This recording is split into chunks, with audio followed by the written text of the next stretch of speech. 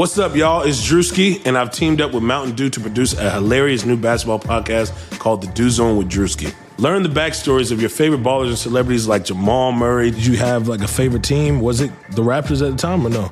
Was the Raptors even started around that time? Come on, bro. I ain't that old, fam. You talking like I'm 50. Taylor Rooks, Asia Wilson, and many more. You won't want to miss this. Listen to The Dew Zone with Drewski on Apple Podcasts, Spotify, and wherever you listen to podcasts. Great way to start the 2018-19 season off. How'd you feel out there tonight? A little sluggish, to start the game. I haven't played competitive basketball in 7 months now, but felt good to get my feet. My legs back under me. Supporting cast around did an unbelievable job tonight, and that's why we got the win.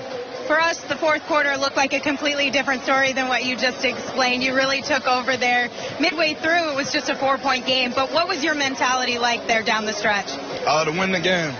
These fans here, I've been waiting on a competitive team for a very long time now, and, I think we have that. That's part of my job being, one of the leaders of this team, and, is to carry the team home to victory, and I feel like, I did a pretty good job tonight. DeAndre Ayton had a really big night tonight, going up against one of the top centers in the league in DeAndre Jordan. What did you see from Big Fella that you liked? I think it was a really good test for him. We talked at halftime. It was like, DeAndre Jordan's really physical. And I was like, that's the league. And, I'm sure DeAndre had a target on DeAndre being the number one pick. But, he held his own. He played really well tonight. He's so talented that, he's not going to have any problems this year. Thanks, Devin. Congrats again. Thank you. Appreciate it.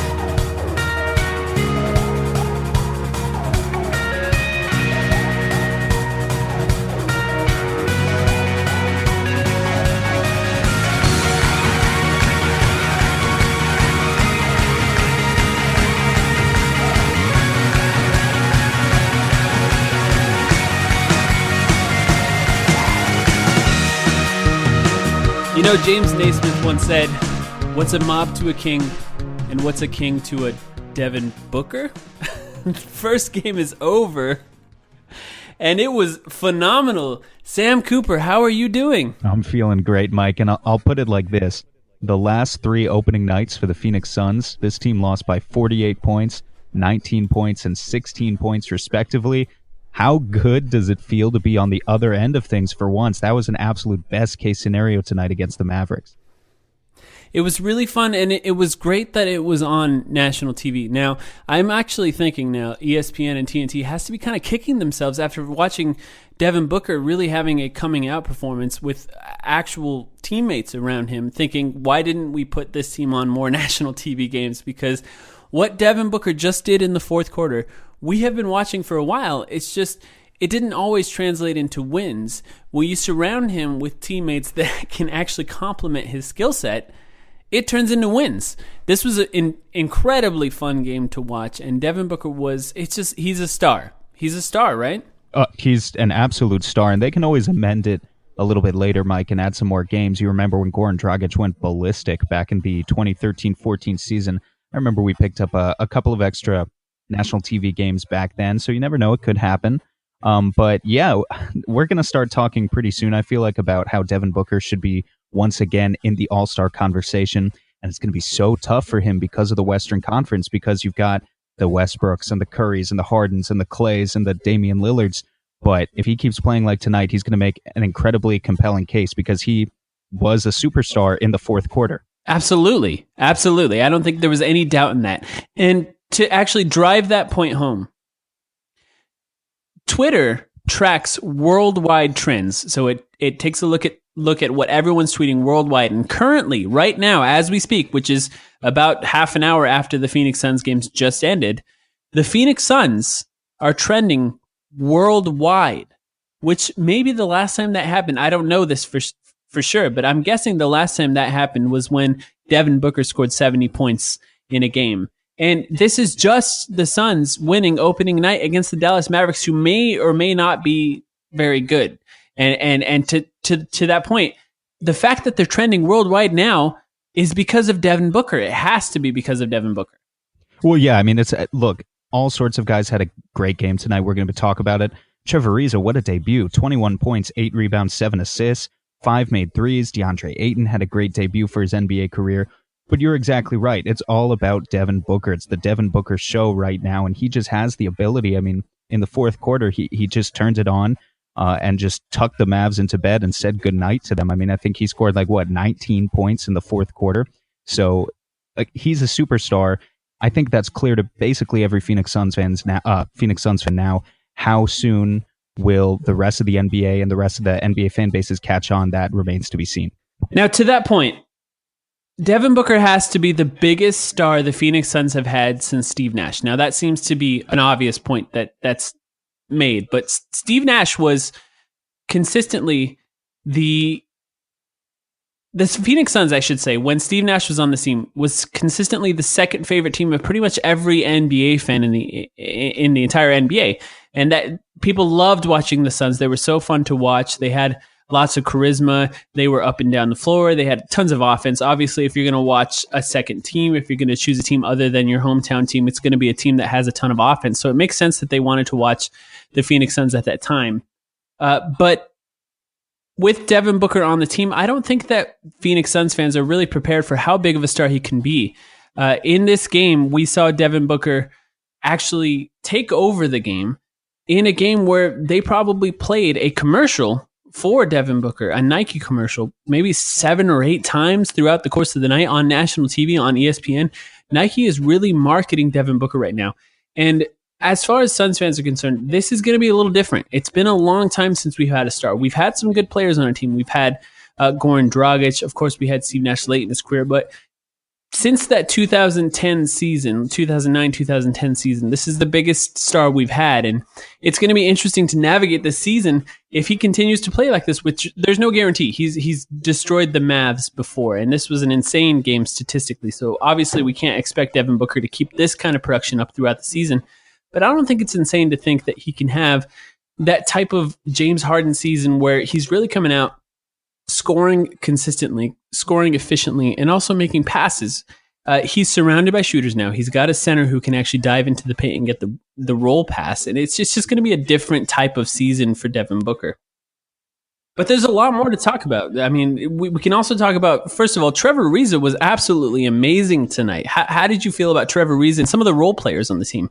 Yeah, I felt fantastic about Trevor Ariza. Before I even get to him, who would have thought Josh Jackson and TJ Warren would combine 6 for 8 shooting from 3 in the first game of the season? I mean, TJ was just pulling the trigger on threes. He looked extremely comfortable with his shot, and his form does look different, which is something we got indication of in training camp. Now, I don't want to make too much out of a sample size of 4 3-pointers, but both of those guys look really good, and you can see the advantage of having a true superstar like Devin Booker in the fourth quarter is that when the double teams started to come off the pick and roll for Dallas, he had guys to throw the ball to in the corner. Josh Jackson made 2 straight threes in the midst of that run for Phoenix, which again was a little surprising, but when he's wide open, he can take them. And overall, Josh had a great game, shooting 7 of 11 from the field, 18 points, 2 rebounds, 3 assists.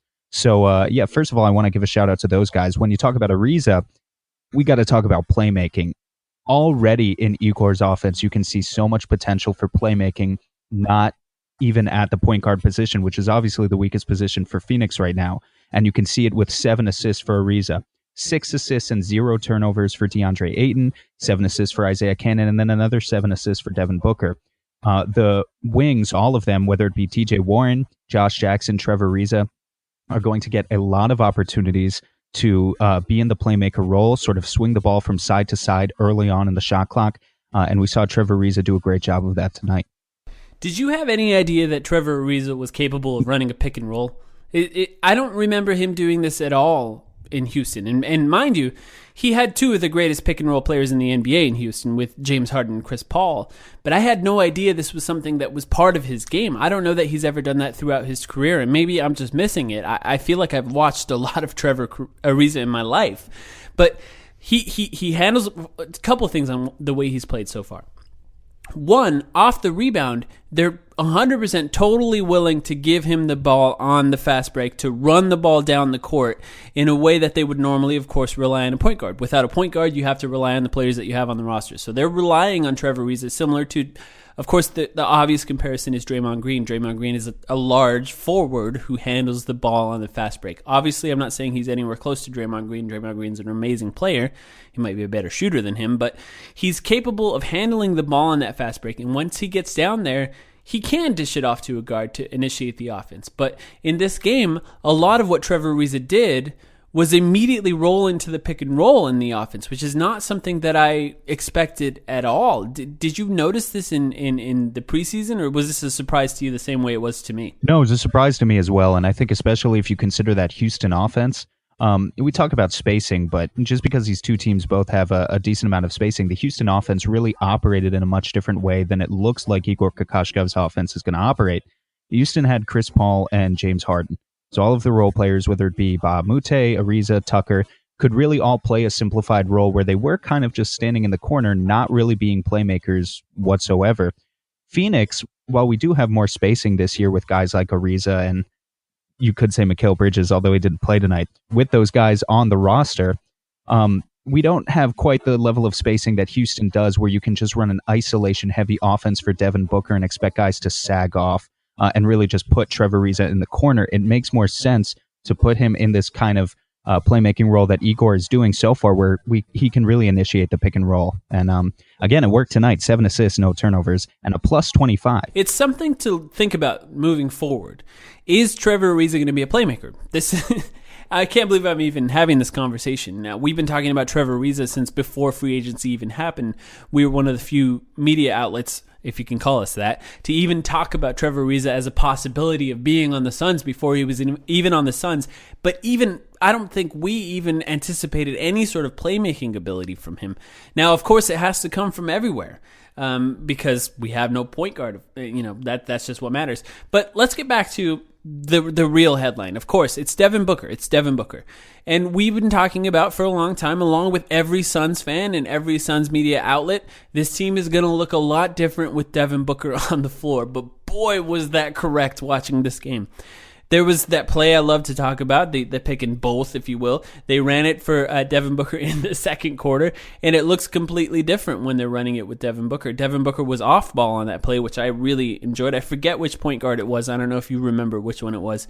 But seeing a down screen by DeAndre Ayton for Devin Booker popping out to the three, it's pick your poison in that scenario. It's either Devin Booker wide open at the 3-point line, or you switch, put a big man at Devin Booker, which is a bad situation, and put a small guy on DeAndre Ayton, I don't know if this is correct, but just thinking about the game so far, every time there was a switch and there was a small guy on DeAndre Ayton, I would guess he scored every time. It seems like there was no scenario where he couldn't take advantage of that switch. How did you feel about DeAndre Ayton? Let's get to DeAndre Ayton. He looked amazing tonight in maybe lower production than maybe you would have expected. I mean, let's look at the stat line. 18 points, 10 rebounds, 6 assists, 1 steal, 1 block, no turnovers. A Jokic-esque performance from the big man, if you will. It's exactly what you were talking about. He did a fantastic job, and there were a bunch of plays where they were really trusting him, having him catch the ball deep inside, and then guys would sag onto him. He still went right up with it because his offense was great tonight, so he was making the shot regardless, but he could have potentially had an option where he could have kicked it back out for a pass. And I was watching, and I was just thinking to myself, I can't even imagine Alex Len ever operating this way offensively. He just doesn't have the same sort of offensive repertoire. I mean, Ayton just looked so smooth down there.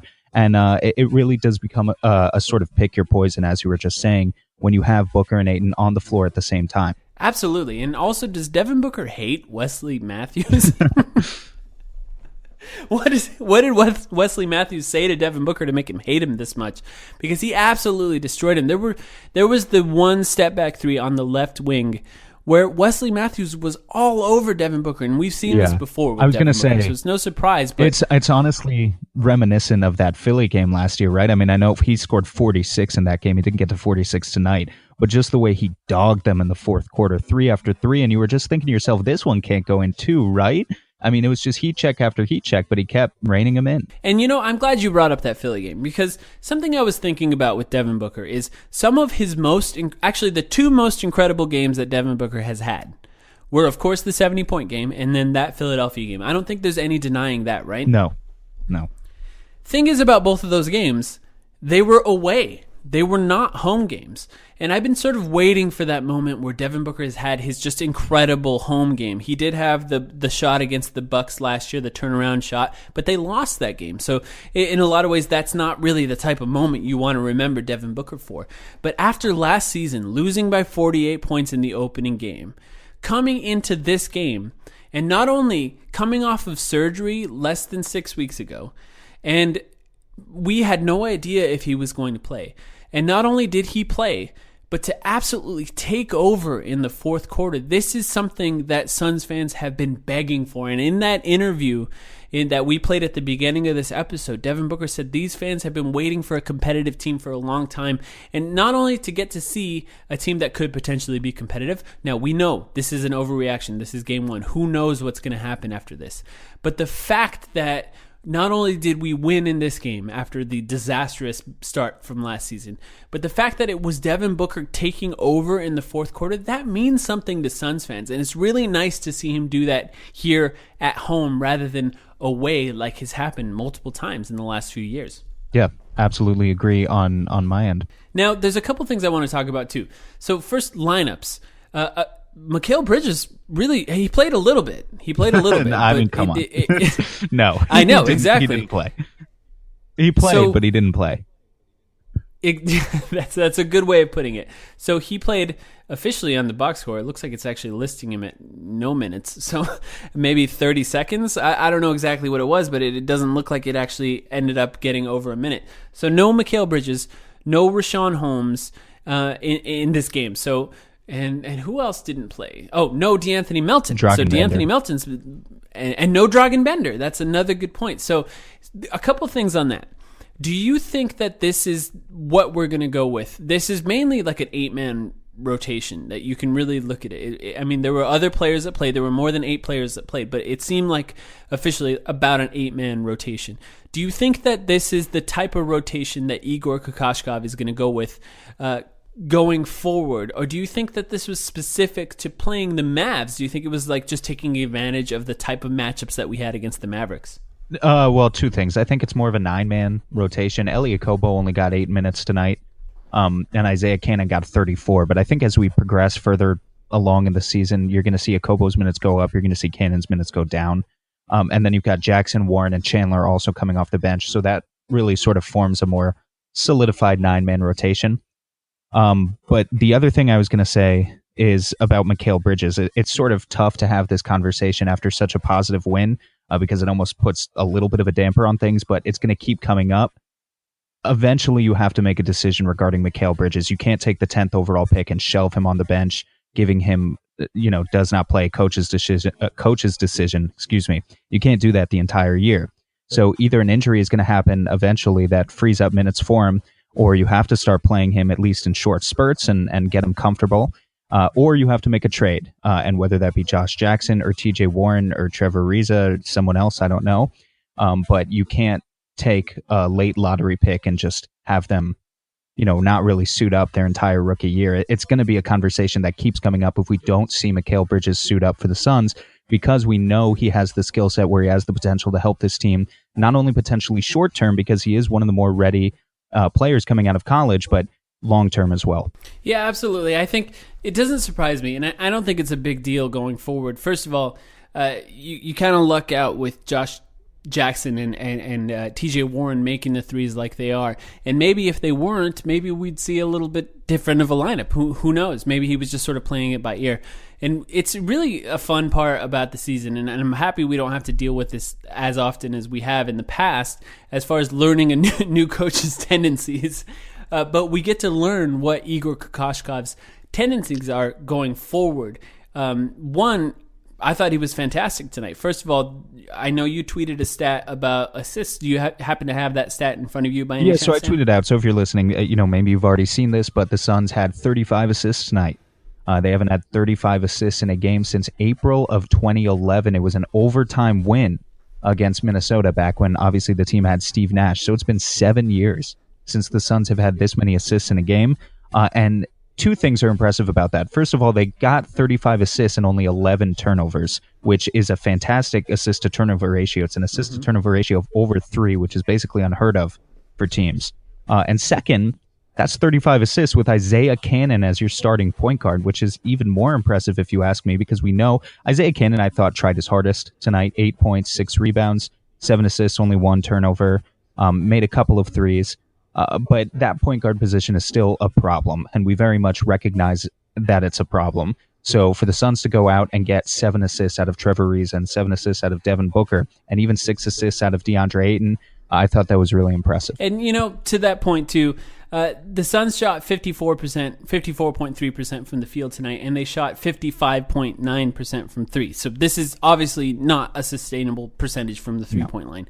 And although I hate this saying, it's true. It's a make or miss league. Like, the games change and are decided based on how many shots you make, generally from the three-point line. So a lot of those assists came from, TJ Warren started 3 for 3 from 3, and Josh Jackson hit 2 3-pointers in a row. I found myself in the middle of this game trying to figure out if you can look up stats to see how often a player has made 2 3-pointers in a row, because I was curious how many times in Josh Jackson's career has that even happened, because it doesn't seem like a lot. But he looks really good tonight, and the team was really impressive in general.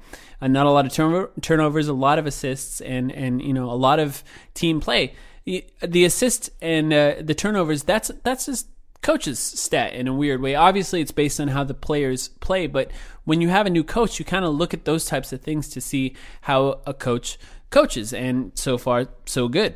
The next game coming up is against Denver on Saturday. Now, you talked about a Nikola Jokic-esque stat line from DeAndre Ayton. Well, we get to see him up against Nikola Jokic. So DeAndre Ayton played against DeAndre Jordan in this game. And in the interview we played at the beginning of this podcast, Devin Booker made a point of saying that DeAndre Ayton pointed out to him at halftime that DeAndre Jordan was incredibly physical. Well, I don't think that he's going to have to worry about that a lot from Nikola Jokic. How do you feel about that Denver game coming up? Yeah, it's going to be tough. It's a different type of elite center that he's playing. Certainly, Jokic isn't the most physical beast. I think DeAndre Ayton's going to be able to get his points in the next game. But Nikola Jokic is a fantastic playmaker. I mean, he could pretty easily, potentially put up 20 points on DeAndre Ayton, who I think looked strong defensively tonight, but also occasionally had some defensive lapses. I remember a couple of alley-oops to, I think it was Dwight Powell at certain points in the second half, maybe 1 or 2 to DeAndre Jordan as well, where Ayton sort of did get lost defensively. So it's not out of the question. I think Jokic is really going to make DeAndre Ayton work on defense, but on offense, Jokic isn't a guy that I think he'll really have to worry about. Now, before we go, we haven't even talked about him yet, but Luka Doncic. What did you think of Luka Doncic tonight? Yeah, Luka Doncic had a really good game. I don't feel any animosity towards Luka Doncic like some Suns fans. He had a really good first half, and he just got gassed in the second half. That's really all it was. If you take just his first half stats, Luka Doncic looked like he came out to play. He was running the pick and roll effectively, looked like a good shooter. Didn't make any threes tonight. And actually, now that I look at the box score, missed both of his free throw attempts as well. But the potential is certainly there. You can see why people view him as a top prospect. It's really not something that's in question to me. He just wasn't able to close the game out very effectively whatsoever. Yeah, I was really impressed. It's just, he looks fantastic. The way he moves on the court is crazy.